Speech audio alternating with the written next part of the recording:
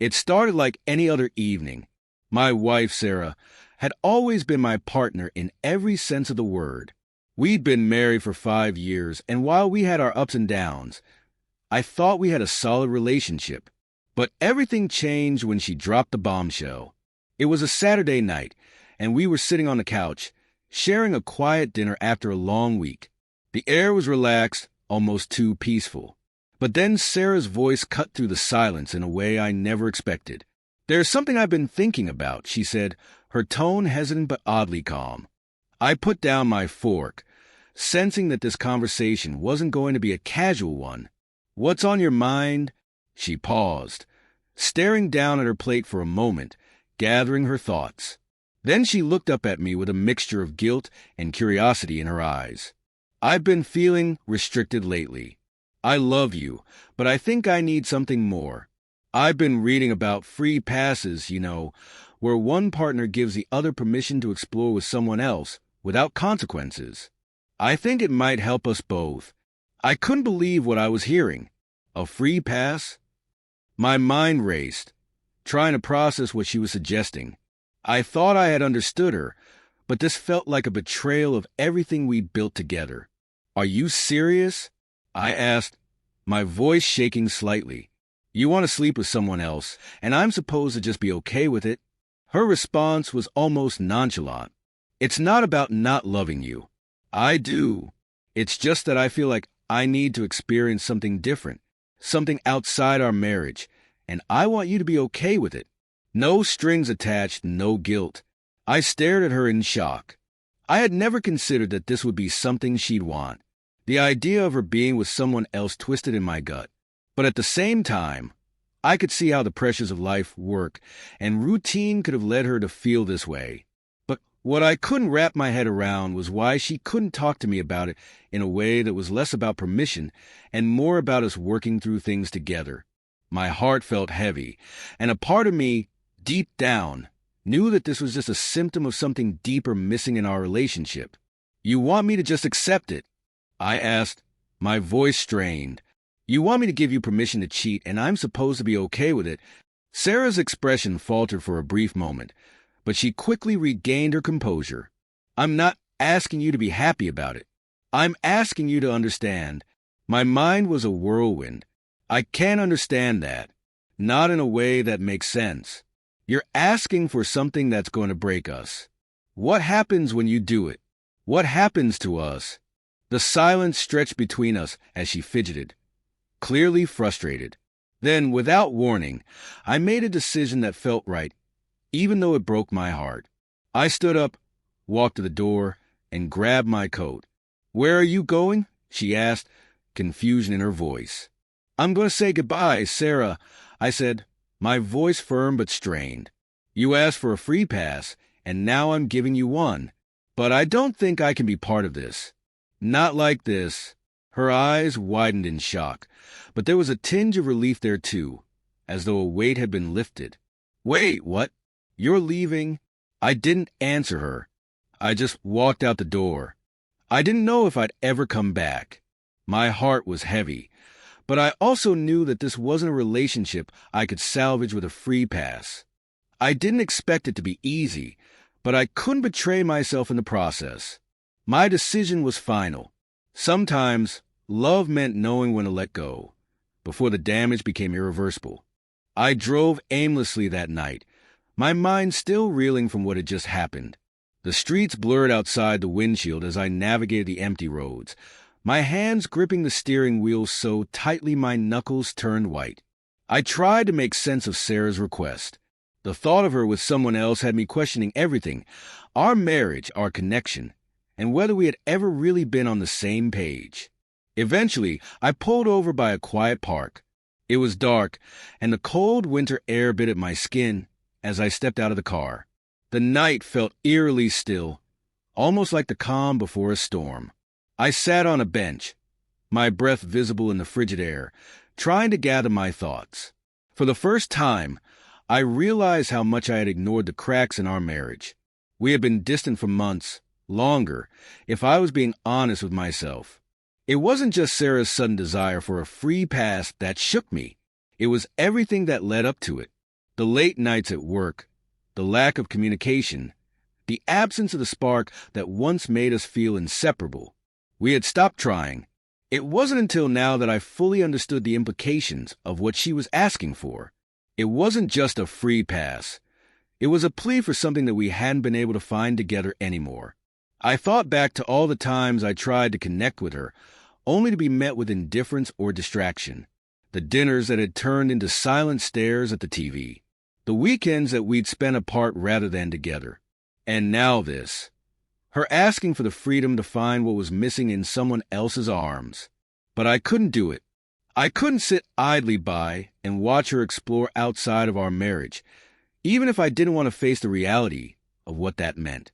I wasn't the type of man who could willingly allow infidelity, no matter the reasoning behind it. And I realized in that moment that I deserved more than a marriage built on compromises that didn't align with who I was. The following morning, after a sleepless night spent in a haze of emotions, I returned to the house. Sarah was still asleep when I walked in. She hadn't expected me back so soon. The house felt foreign, quiet, too quiet, like it was waiting for something. I stood in the doorway of our bedroom, watching her sleep, her face peaceful for the moment. I wanted to believe we could work it out, that I could give her space, let her have her free pass, and somehow find a way to reconcile everything. But I knew deep down that this wasn't the way forward for us. Not anymore. When she stirred and opened her eyes, she looked at me with a mixture of surprise and hesitation. "You came back," she said softly, sitting up. "I didn't think you would." "I came to say goodbye," I replied, my voice steady, though my heart was anything but. "I can't do this." "Not like you want me to." Her expression faltered, and she opened her mouth to say something, but the words didn't come. She seemed to understand. Maybe she knew, deep down, that this was coming, even though she hadn't expected me to walk away so suddenly. "I don't want a marriage that's built on a lie, Sarah. I want to be loved, truly loved, the way we promised each other when we got married. I thought we were building something real, but it feels like we've lost that. And if this is a path you need to take, then I can't be here." Her face crumpled. She didn't try to argue or beg me to stay. She just sat there, looking at me lost. It was clear that we had both been holding on to a relationship that had been slipping away for a long time, and now we were facing the inevitable. "I'm sorry," she whispered, her voice thick with emotion. "I never meant to hurt you." "I know you didn't," I said, my voice softening just a little. "But this isn't something I can compromise on. I deserve more than a marriage that's falling apart." I didn't wait for her to respond. I couldn't. I walked out of the room, and I didn't look back. I couldn't stay in a place that no longer felt like home.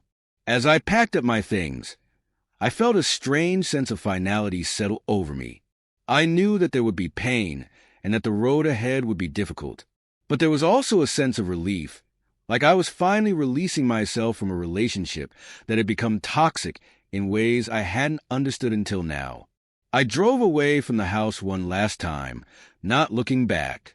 There was a part of me that mourned the end of our marriage, but another part that felt like I was shedding an old skin, like I was free. And as I left, I understood that sometimes the hardest thing in a relationship is knowing when to say goodbye. What Sarah wanted wasn't something I could give her, and in the end, I knew that I couldn't keep sacrificing my own happiness to save something that was already lost. The weeks that followed were a blur of emotions. I stayed with a close friend, Mark, for a while. He didn't ask many questions, just let me crash on his couch and listen when I needed to talk. The first few days were filled with anger and confusion. I replayed every conversation, every moment where I had let things slide, thinking they'd get better. I felt betrayed, but also strangely liberated. Sarah and I didn't speak for a while after that last conversation. She texted me once, apologizing again, but I ignored it. I needed space to think, to heal. I had given her everything, and now I had to rebuild myself. But eventually, the silence became unbearable. I couldn't avoid her forever. One afternoon, I found myself standing in front of our old house. It had been a month since I left. The windows were quiet, as if they were holding their breath, waiting for something to happen. I knew that I couldn't avoid the inevitable. I had to face her. I rang the doorbell, unsure of what to expect. When she opened the door, Sarah looked different, worn, but in a way that spoke volumes. She had been living with the weight of the choices she'd made, and it showed. Her eyes were tired, but there was something vulnerable about her that made my heart ache. I could see she was still processing everything, just as I was. "Hey!" I said softly, my voice betraying more emotion than I expected. She took a step back and motioned for me to come inside. I hesitated, but followed her into the house. It felt like a stranger's home now, empty, lifeless. The energy that used to fill this place was gone. "I didn't expect you to come back," Sarah said, her voice quiet. "I know what I asked of you. I didn't think you'd walk away." I nodded, taking a deep breath. "I didn't think I would either, but I had to. You wanted something I couldn't give you, Sarah." I couldn't pretend everything was okay when it wasn't. She sank into the couch, her shoulders slumped. "I was wrong. I didn't know how to ask for what I needed without pushing you away. I thought that a free pass would give me freedom to figure out what was missing, but instead, it only showed me how much I was losing." I sat down across from her, keeping my distance but wanting to understand. "What is it you think you were missing? Was it me? Or was it something else?" Sarah looked up at me, and for the first time in a long while, I saw the raw honesty in her eyes. "It wasn't you, not really. It was me. I've been so lost in trying to be everything for everyone that I forgot who I was. And I thought maybe being with someone else would help me find that. But all it did was make me realize how much I took you for granted." I felt a pang of sorrow. She was still the woman I once loved, but somewhere along the way, we had both lost ourselves. The idea of her needing someone else to feel whole stung deeply. But I also knew she was struggling to find herself, and that had nothing to do with me personally. "Sarah," I said quietly, "you don't need someone else to find yourself. You need to find your own strength again, and we both need to do that separately. It's not just about what you wanted from me. It's about what I needed from you, too. I needed a partnership, not a constant compromise." She nodded, tears welling in her eyes. "I didn't know how much I was hurting you. I thought I could control it. I thought you'd understand. But I was so selfish." I took a deep breath. We were both selfish. We both stopped trying. I think we got lost in the idea of what we thought we should be, and we stopped being honest with each other. There was a long silence between us, one that felt both healing and final. The room seemed to get smaller as the weight of everything we had shared settled between us. "I think I need to move on, Sarah," I said quietly, the decision weighing on me but feeling certain. "Not because I hate you, not because I don't care about you, but because I can't keep holding on to something that's no longer working. I need to find my own way too." She nodded slowly, as though she had been expecting that. "I understand. I think I've known that for a while, but I wasn't ready to hear it. You're right. We both need to find ourselves again." As I stood to leave, Sarah stood too. She reached out and hugged me, and for the first time in a long time, I felt the warmth of the person I had married, the person I had loved. It wasn't the same, but it was a recognition of the journey we had taken together, no matter how painful the end had been. "I hope you find what you're looking for," she whispered, her voice breaking. "I hope we both do." I left the house that day knowing that we had both learned something important. Sometimes, love isn't enough to keep a relationship together. Sometimes, it's about knowing when to let go, even when it feels impossible. The road ahead was uncertain, but for the first time in months, I felt a sense of clarity. It wasn't just about moving on from Sarah. It was about moving on from a version of myself that no longer existed. We both had to find who we truly were, apart from the roles we had played in each other's lives. And maybe, someday, we could both find our way back to happiness, whether that was together or apart.